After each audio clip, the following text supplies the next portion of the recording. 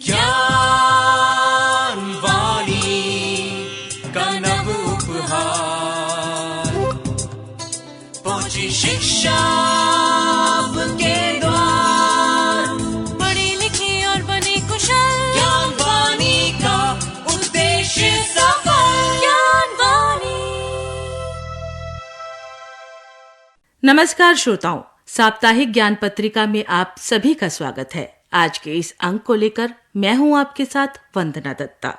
शिक्षा एक ऐसा शक्तिशाली माध्यम है जो व्यक्ति और समाज को सकारात्मक दिशा में बदलने की क्षमता रखता है। परंतु शिक्षा तभी शक्ति बनती है जब हम इसे सही तरह से उपयोग में लाते हैं। तो आइए जानते हैं क्या कुछ खास है आज के इस अंक में। जून 2025 टर्म एंड एग्जामिनेशन के लिए आवेदन की प्रक्रिया जारी। जून टर्म एंड एग्जामिनेशन 2025 के असाइनमेंट सबमिट करने की अंतिम तिथि 30 अप्रैल। कार्यक्रम के करियर सेगमेंट में जानेंगे कैसे बनाएं मार्केटिंग मैनेजमेंट में अपना करियर। जानेंगे कहां हैं आपके लिए रोजगार के अवसर, और साथ ही जानेंगे क्यों रहा बीता सप्ताह इतिहास में खास। कार्यक्रम के विशेष सेगमेंट में लेंगे जानकारी क्यों मनाया जाता है विश्व स्वास्थ्य दिवस। आइए लेते हैं इन सब विषयों की जानकारी विस्तार से।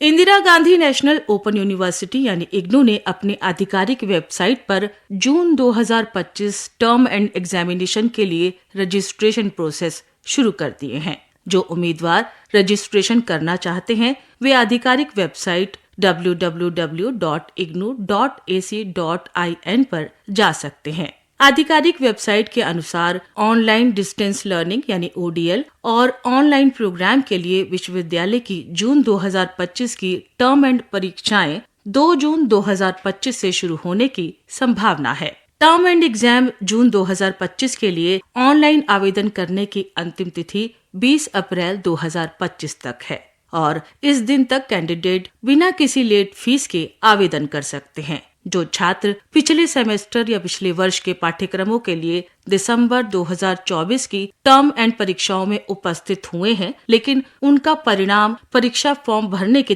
तिथि तक घोषित नहीं हुआ, तो वे परिणाम घोषित होने के बाद ऐसे कोर्सेज के लिए आवेदन कर सकते हैं। आइए आपको बता दें कि इग्नू में एडमिशन के लिए कैंडिडेट्स को किस प्रकार रजिस्ट्रेशन करना होगा। कैंडिडेट सबसे पहले इग्नू की ऑफिशियल वेबसाइट www.ignu.ac.in पर जाए। अब होम पेज पर जून 2025 टर्म एंड परीक्षा के लिए आवेदन लिंक पर क्लिक करें। अपना एनरोलमेंट नंबर और प्रोग्राम सिलेक्ट करें। परीक्षा फॉर्म भरे और ये सुनिश्चित करें कि उसकी दी हुई सभी जानकारियाँ सही है। अब ऑनलाइन माध्यम से एग्जाम फीस का भुगतान करें और अंत में फॉर्म सबमिट करने के बाद उसका प्रिंट आउट जरूर ले। आइए अब आपको हॉल टिकट के बारे में भी जानकारी देते हैं। जो छात्र परीक्षा के लिए पात्र होंगे उनके हॉल टिकट यानी एडमिट कार्ड परीक्षा शुरू होने से 1 सप्ताह पहले इग्नू की आधिकारिक वेबसाइट पर अपलोड कर दिए जाएंगे।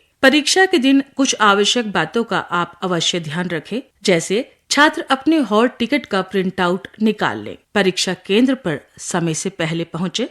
हॉल टिकट के साथ साथ एक मान्य ID प्रूफ भी लेकर जाएं। सभी आवश्यक दस्तावेजों को समय रहते तैयार कर लें। कोई भी समस्या हो तो इसके लिए समय से पहले एक बार वेबसाइट पर लॉगिन कर रजिस्ट्रेशन की पुष्टि कर लें। अधिक जानकारी के लिए इग्नू की आधिकारिक वेबसाइट पर आप विजिट करें। वेबसाइट है www.ignu.ac.in। इंदिरा गांधी राष्ट्रीय मुक्त विश्वविद्यालय यानी इग्नू में ऑनलाइन और मुक्त एवं दूरस्थ शिक्षा यानी ODL कार्यक्रमों के लिए जून टर्म एंड परीक्षा 2025 के लिए असाइनमेंट जमा कराने की अंतिम तिथि 30 अप्रैल 2025 तक बढ़ा दी है। विश्वविद्यालय के नियमों के अनुसार छात्रों को प्रत्येक क्रेडिट कोर्स के लिए एक हस्तलिखित असाइनमेंट जमा करवाना आवश्यक है। इग्नू ने ODL ऑनलाइन कार्यक्रम, GOL और EVBB के लिए जून 2025 की टर्म एंड परीक्षाओं के लिए assignment, project report, field work general, शोध प्रबंध और इंटर्नशिप रिपोर्ट जमा करने की अंतिम तिथि 30 अप्रैल 2025 तक बढ़ा दी है। इग्नू असाइनमेंट ऑनलाइन या फिर ऑफलाइन कैसे जमा कर सकते हैं, इसके लिए कुछ आवश्यक निर्देशों का पालन करें। इग्नू ऑनलाइन असाइनमेंट के लिए इग्नू ऑनलाइन असाइनमेंट ई ज्ञान कोश या फिर गूगल फॉर्म पर जाकर जमा करें। आधिकारिक इग्नू वेबसाइट पर जाएं। इग्नू असाइनमेंट सबमिशन पर जो लिंक दिया हुआ है उसे ढूंढें और फिर क्लिक करें। असाइनमेंट जमा करने के लिए गूगल फॉर्म लिंक पर जाएं। अब गूगल फॉर्म लिंक पर टैप करें। छात्र अपना विवरण, विषय का नाम और कोड भरे। असाइनमेंट की PDF फाइल जमा करें और फिर सबमिट पर क्लिक करें। असाइनमेंट ऑफलाइन जमा करने के लिए आपको बता दें कि अभ्यर्थी अपने अध्ययन केंद्र या क्षेत्रीय केंद्र में भी अपने असाइनमेंट जमा कर सकते हैं। असाइनमेंट पर अपनी संपर्क जानकारी जैसे कार्यक्रम कोड, पाठ्यक्रम कोड, नामांकन संख्या, ईमेल और फोन नंबर का उल्लेख करना अनिवार्य है। क्षेत्रीय केंद्रों पर ऑफलाइन सबमिशन के लिए सबसे पहले अपना असाइनमेंट बनाएं। दिशा निर्देशों का पालन करते हुए विवरण के साथ मुख्य पृष्ठ शामिल करें। केंद्र के पास सबमिशन की जांच करें। अपने पाठ्यक्रम के अनुसार क्षेत्रीय या फिर अध्ययन केंद्रों पर असाइनमेंट जमा कराने के लिए जाएं। सबमिशन के बाद रसीद का अनुरोध करें और इस रसीद को संभाल कर रखें। प्रत्येक कोर्स के लिए असाइनमेंट को एकल दस्तावेज के रूप में जमा करें। किसी भी 2 कोर्स के असाइनमेंट को एक ही दस्तावेज में न लगाएं। अधिक जानकारी के लिए इग्नू के आधिकारिक वेबसाइट पर आप विजिट करें। वेबसाइट है www.ignu.ac.in। तो ये थी जानकारी शिक्षा क्षेत्र से जुड़ी हुई। आप सुन रहे हैं साप्ताहिक ज्ञान पत्रिका ज्ञानवाणी दिल्ली पर। करियर सेगमेंट में आज जानेंगे कैसे बनाएं मार्केटिंग मैनेजमेंट में अपना करियर।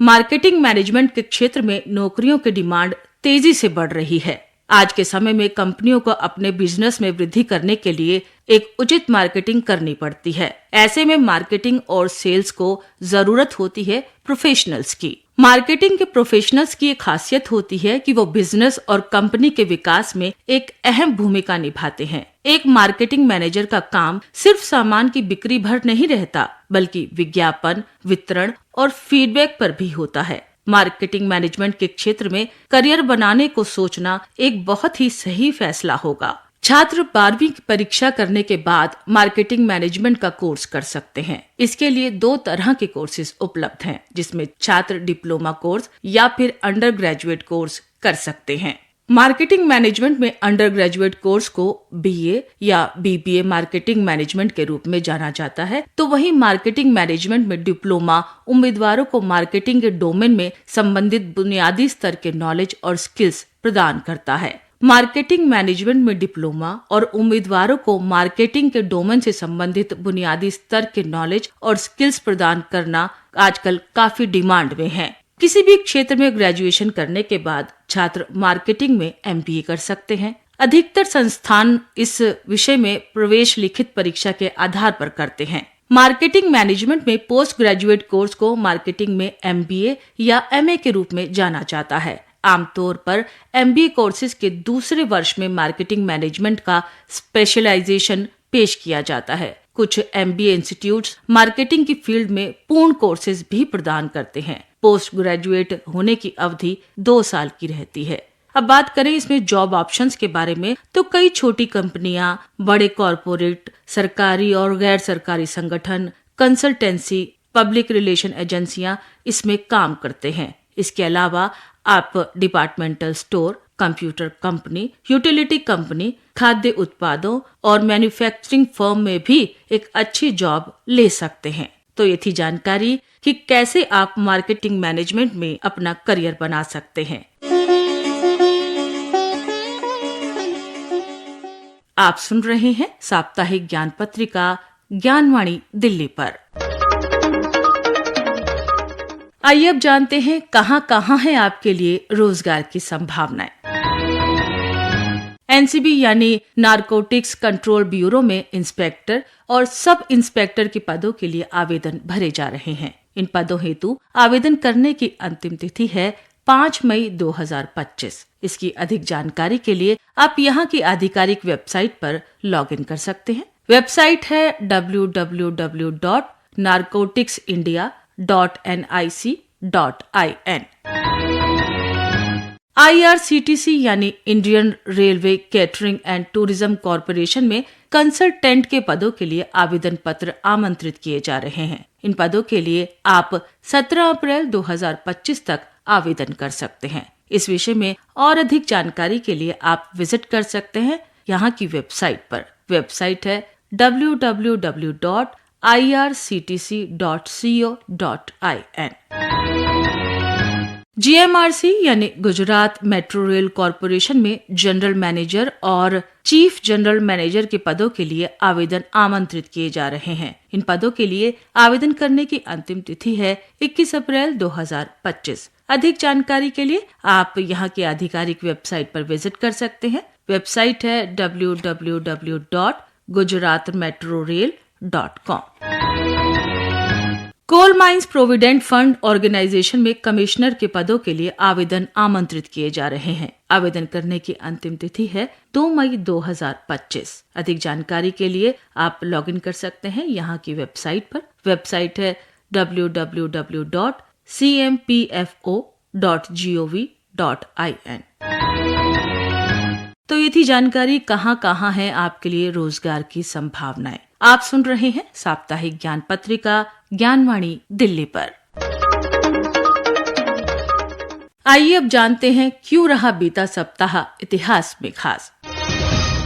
6 अप्रैल सन 1896 में पहली बार अंतर्राष्ट्रीय ओलंपिक खेल प्रतियोगिता का एथेंस में उद्घाटन हुआ। 7 अप्रैल को विश्व स्वास्थ्य दिवस मनाया जाता है, जिसकी शुरुआत साल 1948 में हुई और इसी दिन विश्व स्वास्थ्य संगठन यानी WHO की भी स्थापना हुई। 8 अप्रैल सन 1924 में भारत के प्रसिद्ध शास्त्रीय गायक कुमार गंधर्व का जन्म हुआ। 9 अप्रैल सन 1989 में एशिया की पहली संपूर्ण संजय जल विद्युत परियोजना शुरू की गई। 10 अप्रैल सन 1875 में स्वामी दयानंद ने मुंबई में आर्य समाज की स्थापना की।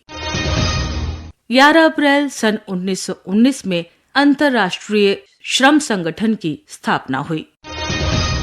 12 अप्रैल सन 1961 में इतिहास में यूरी गगारिन ने पहली बार अंतरिक्ष में मानव उड़ान भरी। तो ये थी जानकारी कि क्यों रहा बीता सप्ताह इतिहास में खास। आप सुन रहे हैं साप्ताहिक ज्ञान पत्रिका ज्ञानवाणी दिल्ली पर। कार्यक्रम के विशेष सेगमेंट में आइए जानकारी लेते हैं कि क्यों मनाया जाता है वर्ल्ड हेल्थ डे यानी विश्व स्वास्थ्य दिवस।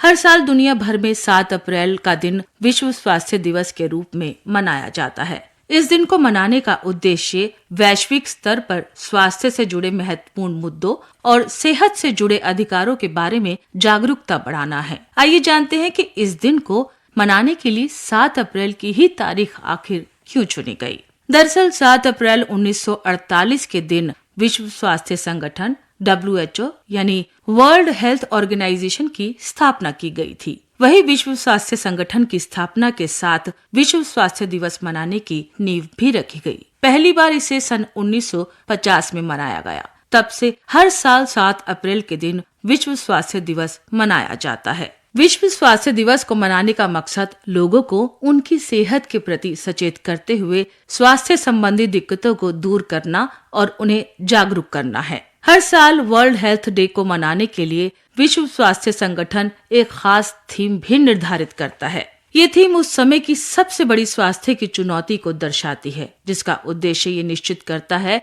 कि सभी लोगों को, चाहे वो देश, किसी भी जाति या किसी भी धर्म के हो या फिर किसी भी आर्थिक वर्ग से हो, उन्हें स्वस्थ जीवन जीने का अधिकार मिलना चाहिए। इस साल विश्व स्वास्थ्य दिवस 2025 की थीम है हेल्दी बिगनिंग होपफुल फ्यूचर, स्वस्थ शुरुआत आशापूर्ण भविष्य।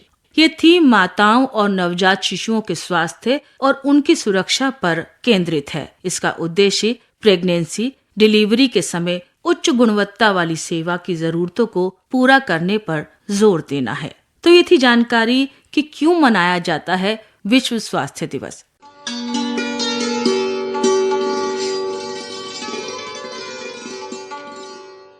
अभी आप सुन रहे थे कार्यक्रम साप्ताहिक ज्ञान पत्रिका। कार्यक्रम में तकनीकी सहयोग दिया जयप्रकाश ने, आलेख एवं स्वर वंदना दत्ता, संपादन किया सदन लाल ने और कार्यक्रम के प्रस्तुतकर्ता थे गजेंद्र दिवाकर।